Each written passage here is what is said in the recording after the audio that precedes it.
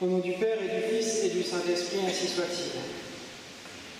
Mes bien chers frères, vous connaissez bien cet évangile avec les ouvriers de la dernière heure, et si une première lecture rapide peut nous sembler que le maître de la famille est un peu injuste envers les premiers serviteurs, les ouvriers de la première heure qui ont travaillé toute la journée, il ne faut pas oublier que notre Seigneur introduit cette parabole en nous disant « Le royaume des cieux est comme ». C'est donc bien dans la perspective du ciel qu'il nous faut voir cette parabole.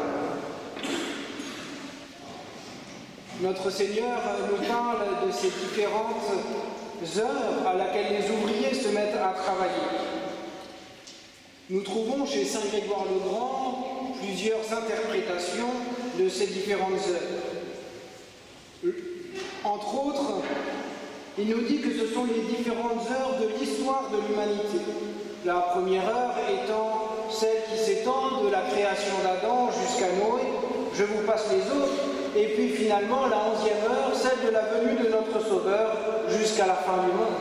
Et nous sommes donc bien, mes bien chers frères, ces ouvriers de la 11e heure. Une deuxième interprétation donne-t-il, et c'est celle que je retiendrai aujourd'hui, il parle des âges de la vie, en disant que certains sont appelés dès l'aurore, baptisés avant même d'avoir ouvert les yeux, et puis d'autres sont appelés sur le soir, sur le tard, en fin de vie.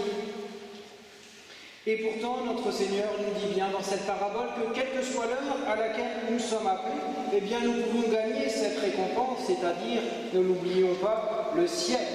Nous pouvons gagner le ciel, quelle que soit l'heure à laquelle notre Seigneur nous appelle. Ainsi, il faut en conclure que la récompense que nous pouvons avoir ne dépend pas de la quantité du travail que nous avons effectué, ni même, comme le voudraient ces ouvriers de la première heure, de la quantité des peines supportées. Rappelez-vous que notre Seigneur nous dit qu'il sera plus demandé à ceux qui ont plus reçu. Alors, si la récompense ne dépend ni de la quantité du travail, ni de la quantité des peines, alors de quoi dépend-il? Eh bien, tout simplement, il dépend de la qualité de notre travail. Il ne faut pas forcément faire beaucoup, mais il faut bien le faire. Et nous le ferons bien si nous le faisons par amour pour Dieu. Et ainsi, nous toucherons cette récompense si, lorsque notre Seigneur nous appelle, eh bien, nous mettons tout l'amour que nous avons dans le cœur pour accomplir sa volonté.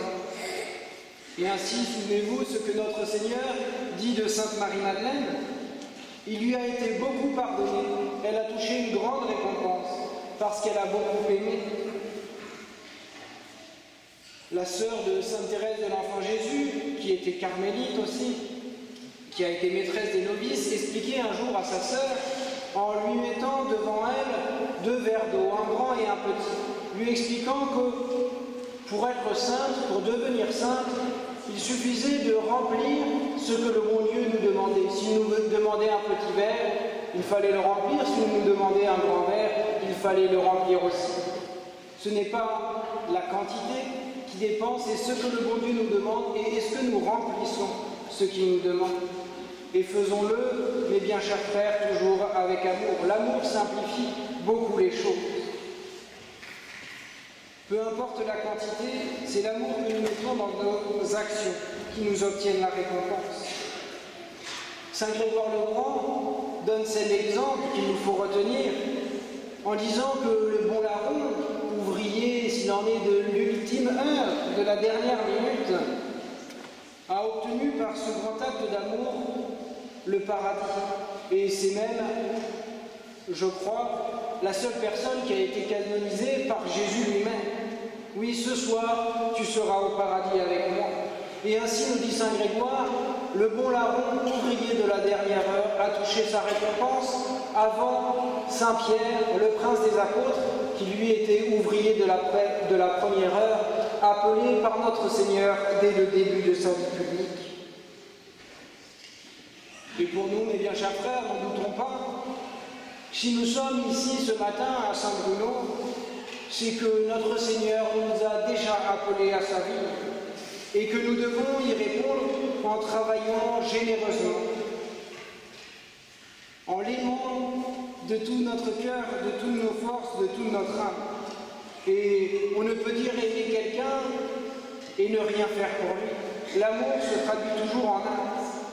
Que ferons-nous pour notre Seigneur? C'est une question qu'il nous faut nous poser à l'approche du carême. Notre Seigneur nous met en garde, via cette parabole, d'un danger. Le Seigneur nous indique ce danger, ce serait de se comparer aux autres, de comparer le travail que nous avons fait avec le leur, de comparer les peines que nous avons supportées avec celles qui souffrent apparemment. N'oubliez pas que seuls Dieu sonde les reins et les cœurs. Et les ouvriers qui se plaignent auprès du maître d'avoir travaillé toute la journée sous la chaleur du soleil, on oublie peut-être qu'il était encore plus difficile pour les ouvriers de la dernière heure de rester errants dans la ville toute la journée sans que personne ne pose le regard sur eux. Oui, ne jugeons pas, ne regardons pas le travail que les autres font, les peines qu'ils souffrent, si ce n'est pour les consoler, mais regardons ce que nous avons à faire. C'est le conseil de saint Paul. Il nous dit de nous préparer à la course, de faire pénitence, de chercher à réduire notre corps en servitude pour pouvoir gagner la course. Oui, concentrons-nous sur notre course, ne nous dispersons pas en cherchant à savoir qui a fait quoi, qui est en train de faire un bon carême ou non. Non, concentrons-nous sur notre course. Lorsque nous aimons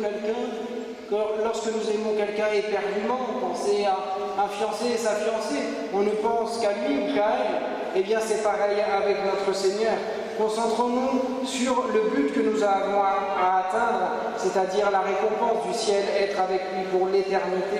Eh bien, chers frères, ne nous dispersons pas en regardant les autres et en nous comparant à eux. Oui, à l'approche du carême, ayons bien l'esprit, mes bien chers frères, que ça n'est pas la quantité de pénitence et d'efforts qui nous obtiendront une grande récompense. Et j'en vois déjà qui disent « Ah, c'est bon, l'abbé nous dit qu'on n'est pas obligé de faire grand-chose pendant le carême. » Non, ce n'est pas ce que je dis. Notre Seigneur nous a appelés et nous devons travailler généreusement à sa vigne. Nous devons y mettre tout notre amour.